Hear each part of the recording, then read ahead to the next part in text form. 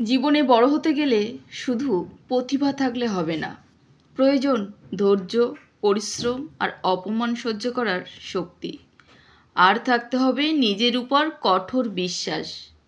আজ আমি বলবো রবীন্দ্রনাথ ঠাকুরের জীবনের এমন একটি গল্প যা হয়তো আপনার জীবনে দেখার দৃষ্টিভঙ্গিটাই বদলে দেবে।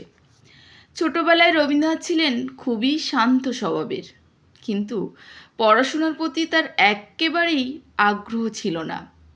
স্কুলের বাঁধা ধরা নিয়ম, একঘেয়ে পড়াশুনো এসব তার একদমই ভালো লাগতো না।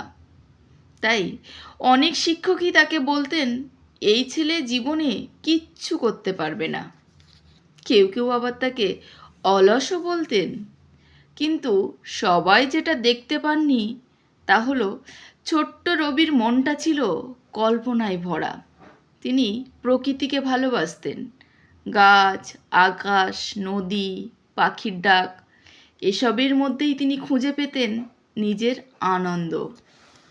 একদিন এক ক্লাসের শিক্ষক তাকে ভীষণ বকলেন, কারণ ক্লাসে মন না দিয়ে তিনি জানালার বাইরে তাকিয়েছিলেন।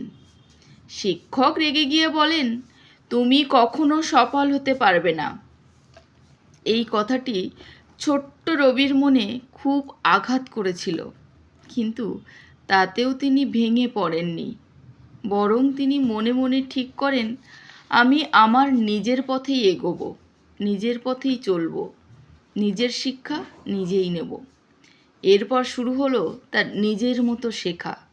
বই পড়া, লেখা, গান, প্রকৃতির সঙ্গে সময় কাটানো এসবই হয়ে উঠল তার শিক্ষা।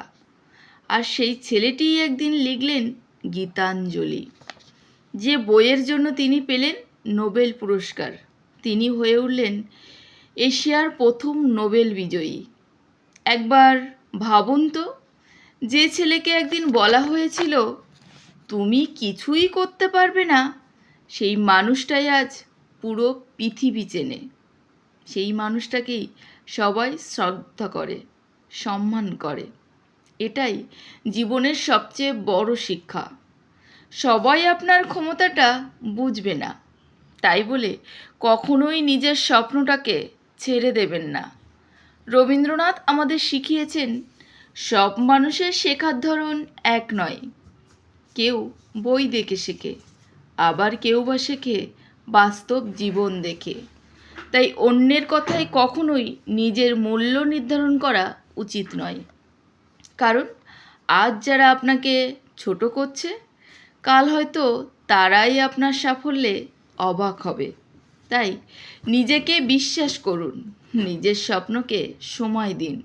হয়তো আপনার মধ্যেও লুকিয়ে আছে আর একটি রবীন্দ্রনাথ। রবীন্দ্রনাথ ঠাকুর বাড়িতে খুব শান্ত স্বভাবের ছিলেন ছোটবেলায়। একদিন তার বাড়িতে তাদের একজন চাকর হঠাৎই অসুস্থ হয়ে পড়েন।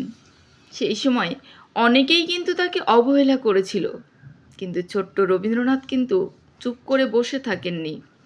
তিনি নিজে গিয়ে তার খোঁজ খবর নিয়েছিলেন, তার সাথে বসে গল্প করতেন, তার সেবা করতেন, তাকে ওষুধ খাওয়াতেন। কারণ তিনি বিশ্বাস করতেন মানুষের সবচেয়ে বড় পরিচয় হলো সে মানুষ। বড় হয়ে তার লেখায় আমাদের বারবার ফুটে উঠেছে মানবতা, ভালোবাসা আর মানুষের প্রতি সম্মান। তাই তার আজও লেখা শুধু সাহিত্য নয়, মানুষের জীবন বদলানোর শক্তি। বড় মানুষ হতে গেলে আগে ভালো মানুষ হতে হয়, টাকা বা নাম নয়। মানুষের প্রতি ভালোবাসাই একজন মানুষকে সত্যিকারের মহান করে তোলে। সেটা আমরা রবীন্দ্রনাথকে দেখলে খুব ভালোভাবে বুঝতে পারি। রবীন্দ্রনাথ আমাদের জীবনের এক শিক্ষা। শুভ 25শে বৈশাখ। সবাই ভালো থাকবেন, সুস্থ থাকবেন। আর আমার ভিডিওটি যদি ভালো লেগে থাকে তাহলে অবশ্যই লাইক, কমেন্ট করবেন আর চ্যানেলটিকে অবশ্যই সাবস্ক্রাইব করে দেবেন। ধন্যবাদ।